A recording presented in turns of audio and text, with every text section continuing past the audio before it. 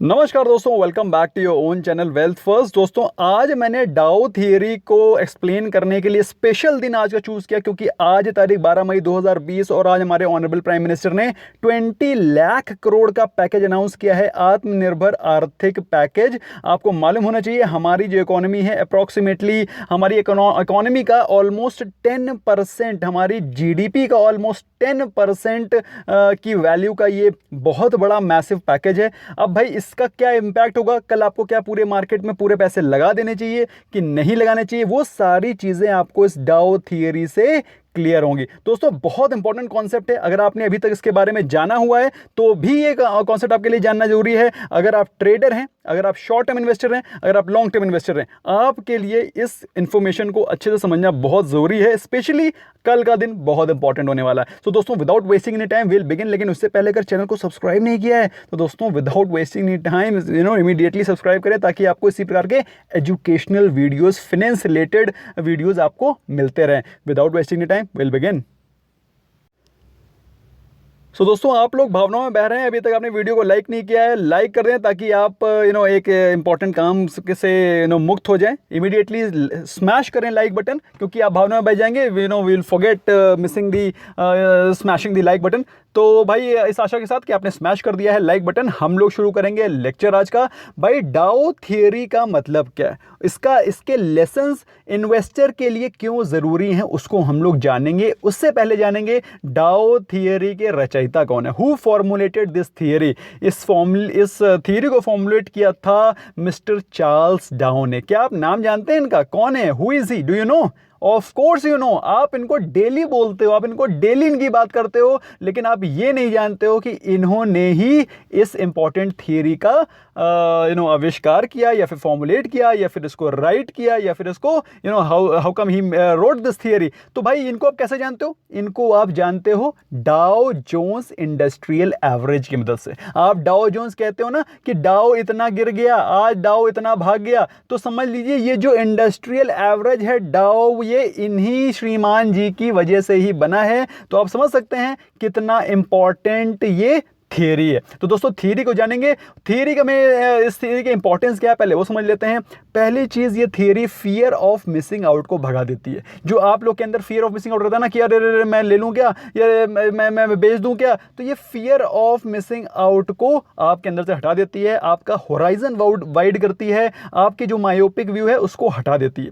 इसके अलावा दोस्तों, आपको मदद करती है ट्रेंड्स को पकड़ने में, कि कौन सा ट्रेंड चल रहा है, ट्रेंड को सही टाइम पे आइडेंटिफाई करके पकड़ने में मदद करती है। इतनी इंपॉर्टेंट थियरी है। और इसका एक और बेनिफिट क्या है, आपको मार्केट को सही टाइम करने में मदद करती है। तो इसका मतलब क्या है कि आप सही टाइम पर एंटर होंगे और सही टाइम पर ही एग्जिट होंगे। तो दोस्तों, ये कैसे होता है इसको समझेंगे। तो आज से 100 साल पुराने लिखे हुए इस थियरी को हम लोग समझेंगे। इसके 6 प्रिंसिपल्स हैं, 6 इंपॉर्टेंट फंडामेंटल्स हैं, पिलर्स हैं, जिसपे कि ये थियरी बेस्ड है। बहुत जल्दी कवर करेंगे हम लोग।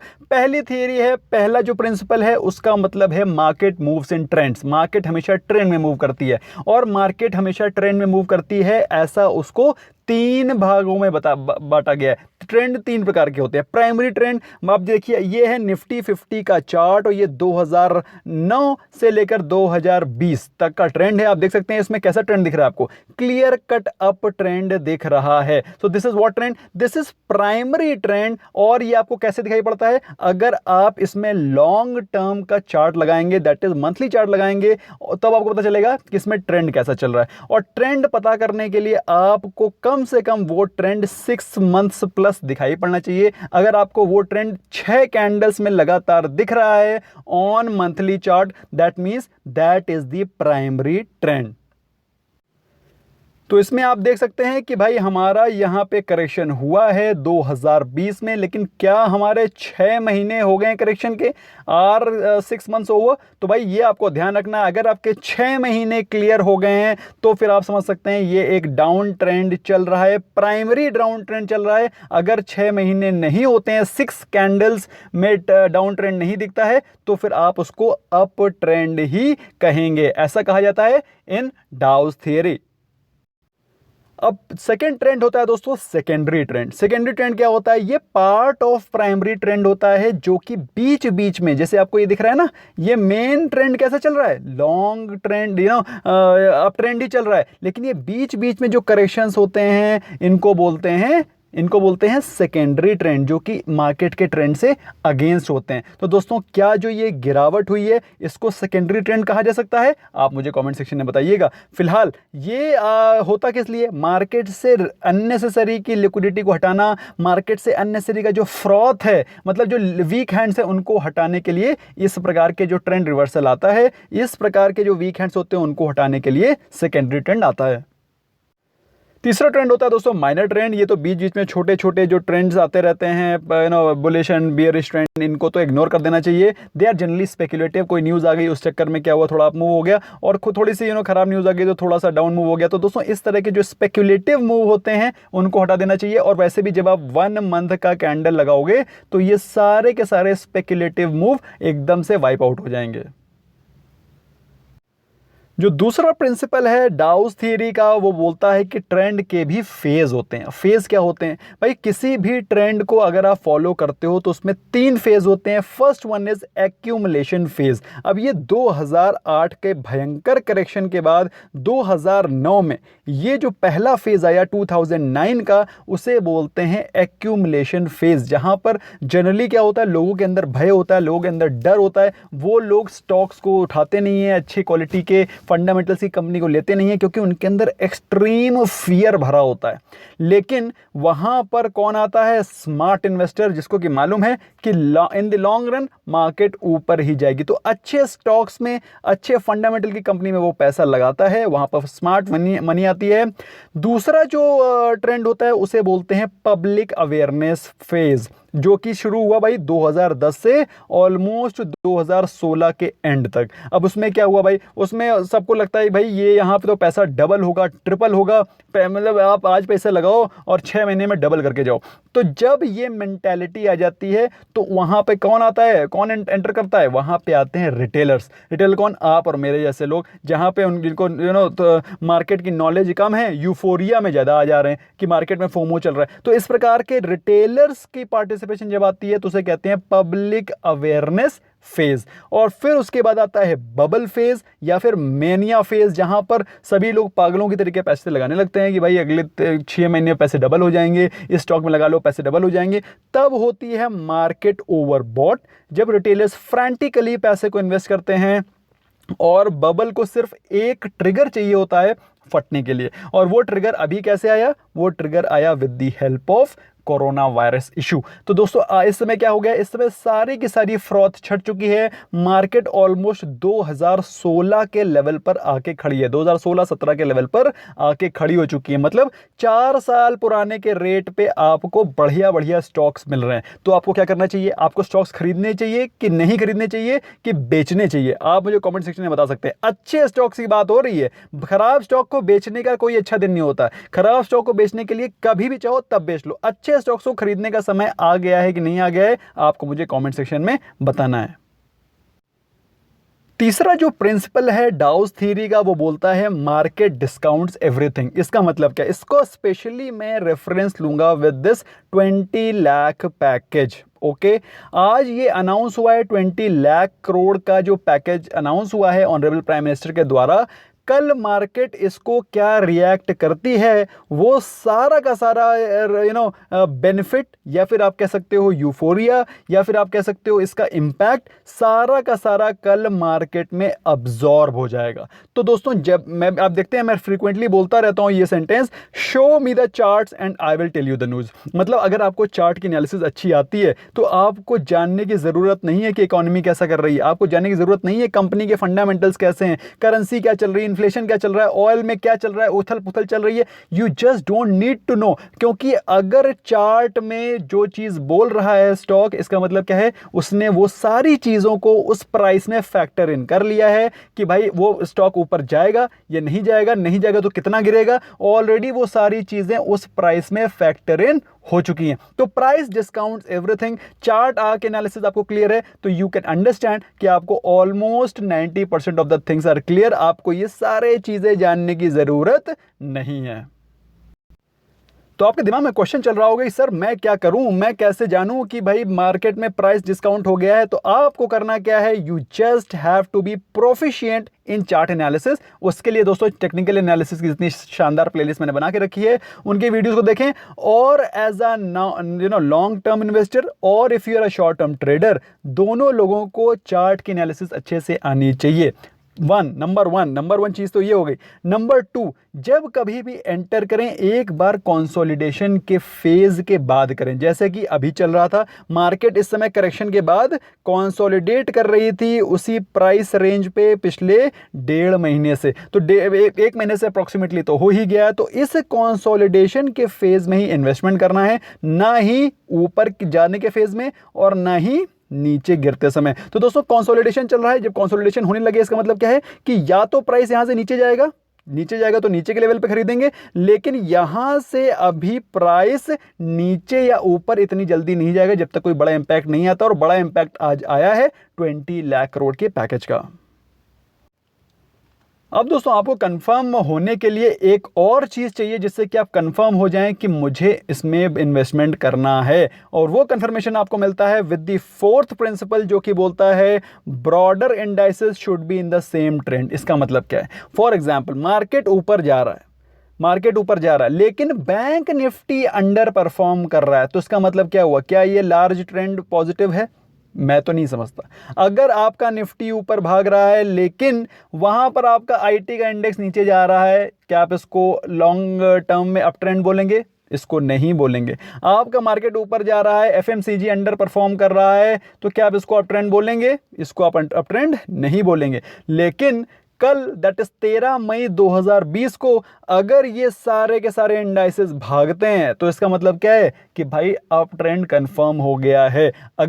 अगर भागते हैं तो अगर किसी में भी वीकनेस नजर आती है, बैंक निफ्टी अंडर परफॉर्म करता है या फिर आईटी का इंडेक्स अंडर परफॉर्म करता है या फिर कोई भी इंडेक्स अंडर परफॉर्म करता है, तो उसको ब्रॉडली अगर सभी के सभी अप ट्रेंड परफॉर्म करते हैं तो ही उसे ट्रेंड का कंफर्मेशन माना जाएगा। यही चीज मैंने आपको इसमें समझाई है that only if few indices are participating it is not a trend, that means whole majority of market should participate in that particular trend.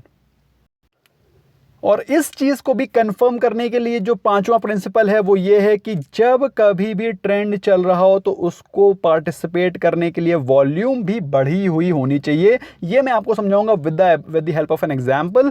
ये दोस्तों चार्ट है हिंदुस्तान यूनिलीवर का, और हिंदुस्तान यूनिलीवर में आप देख सकते हैं कि जब कोरोना का इशू स्टार्ट हुआ था तो भी ये स्टॉक ऊपर ही भाग रहा था। काफी सारे लोगों ने इसको स्टॉक पे इस प्राइस पे बाय किया, लेकिन मैंने आप लोगों को कहा था इस प्राइस पे नहीं बाय करना है तो स्टॉक में और आकर के वो उसी प्राइस रेंज पे आ गया जहां पर कोरोना के चक्कर में जब वो प्राइस था ऑलमोस्ट 1980 टू 2000 के लेवल पे। तो दोस्तों ऐसा क्यों हुआ?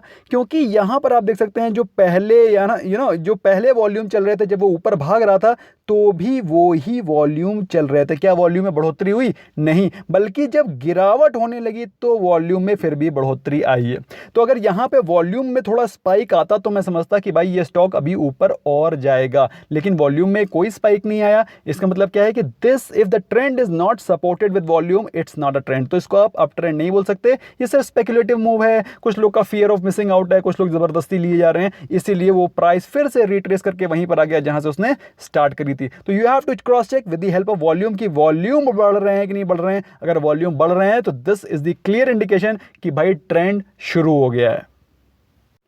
तो सिंपलीफाई करने के लिए मैंने आपके लिए एक बहुत ही जबरदस्त, आपको ट्रेंड आराम से पिकअप कर सकें उसके लिए जबरदस्त मैंने चार्ट बनाया है जिसमें कि आपको सिर्फ 2 चीजें देखनी है, प्राइस एंड वॉल्यूम, और एक्शन तो आप खुद करोगे।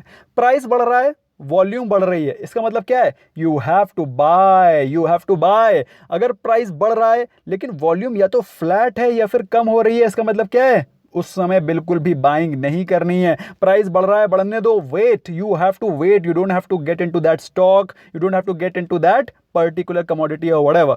अगर प्राइस गिर रहा है, if the price is falling and the volume is flat और डिक्रीजिंग, प्राइस गिर रहा है और वॉल्यूम भी फ्लैट हो रही है, तो वहां पर आपको स्टॉक को होल्ड करना है। अगर आपने ऑलरेडी इन्वेस्ट कर रखा है तो, अगर ऑलरेडी इन्वेस्ट कर रखा है तो होल्ड करिए, सेल मत करिए। लेकिन वहीं पर अगर प्राइस भी डिक्रीज कर रहा है, one second, I just put up take this one. अगर प्राइस भी डिक्रीज कर रहा है और वहां पर the volume is increasing, volume बढ़ रहा है, मतलब you getting what I am saying कि ये प्राइस गिर रहा है और वॉल्यूम बढ़ रहा है, इसका मतलब सिंपल है कि यहां पर हेवी सेलिंग हो रही है, कुछ सीरियस सेलर्स यहां पर आ गए हैं, कुछ बड़े इंस्टीट्यूशनल इन्वेस्टर्स यहां पर सेल कर रहे हैं। तो अगर प्राइस डिक्रीज हो रहा है, वॉल्यूम इंक्रीज हो रही है, you have to sell and exit immediately. तो दोस्तों आपको समझ में आ गया, जब प्राइस इंक्रीज करे, वॉल्यूम इंक्रीज करे तो बाय, प्राइस डिक्रीज करे, वॉल्यूम इंक्रीज करे, then you have to sell. This is a golden chart which you have to keep at the back of your mind.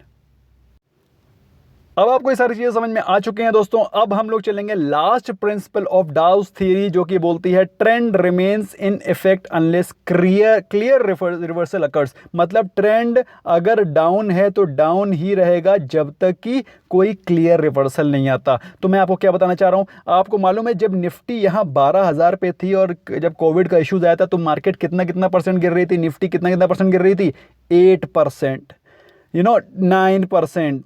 एक बार तो लोअर सर्किट लग गया था 10% का। तो दोस्तों आपको मालूम है ये जब 8, 9, 10% की गिरावट होती है तब उसको कहते हैं कि ये रिवर्सल आया। तो कल that is tomorrow is 13th of May, 13th of May को अगर कल मार्केट इसी प्रकार के बम्पर मूव देती है 7%, 8%, तो ही इसको रिवर्सल माना जाएगा। अगर 2-3% के पॉजिटिव मूव होते हैं तो उसको 2-3% को कोई पॉजिटिव मूव नहीं बोला जाएगा। तो कल के दिन मार्केट कैसा रिएक्ट करती है, अगर कल के दिन मार्केट रिएक्ट करती है बम्पर 7-8% की मूवमेंट आती है, अप मूवमेंट आती है दोस्तों, और कल हमें अच्छा मूव दिखाई पड़ता है, then it will be called a trend reversal, otherwise this will continue to remain in down trend as per me.